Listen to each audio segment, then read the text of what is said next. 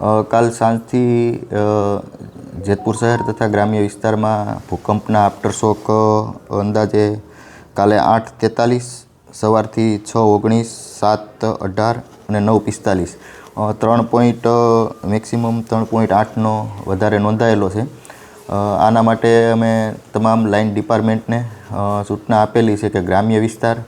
અને સિટી વિસ્તારમાં chief officer તથા ગ્રામ્ય વિસ્તારમાં TDO શ્રી કે ભાઈ કોઈ ખોટો ભયનો માહોલ ના ફેલાય તથા શાળા કોલેજો સ્કૂલ છે ત્યાં કોઈ જર્જરિત રૂમ હોય એ ઉપરથી કલેક્ટર સાહેબના મેસેજ છે એટલે એમને સૂચના કન્વે કરેલ છે અને અત્યારે તમામ લાઇન ડિપાર્ટમેન્ટની મિટિંગ રાખી અને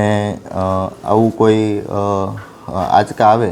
તો આપના માધ્યમથી હું જાહેર જનતાને જણાવવા માગું છું કે કોઈ ખોટી અફવામાં ના આવે તથા આવું કોઈ આવે તો એક સુરક્ષિત ખુલ્લી જગ્યામાં પોતે ટેમ્પરરી જ્યારે આવે ત્યારે આશ્રય લે, જેથી આપણે ભવિષ્યમાં કાંઈ જાનહાનિ ના થાય. અને અમે સતત આ બાબતમાં તમામ ડિપાર્ટમેન્ટ લાઇઝનિંગ કરી રહ્યા છીએ. એવા કોઈ મેસેજ હશે તો અમે તમને કાંઈ વધારે જણાય તો અમારી ઓફિસના કંટ્રોલ રૂમના નંબર છે 28 23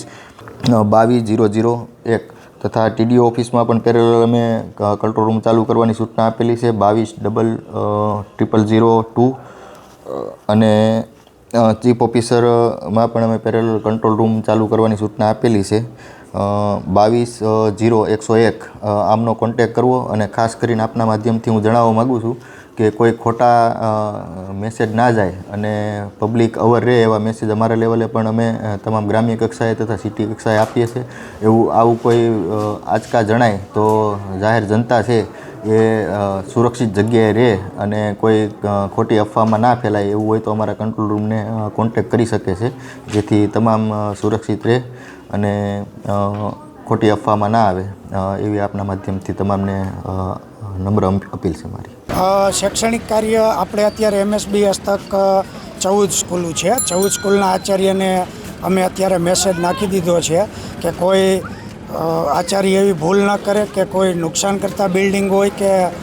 પડે એવી જર્જરિત બિલ્ડિંગ હોય તો બાળકો ન બેસાડવા. અને અમે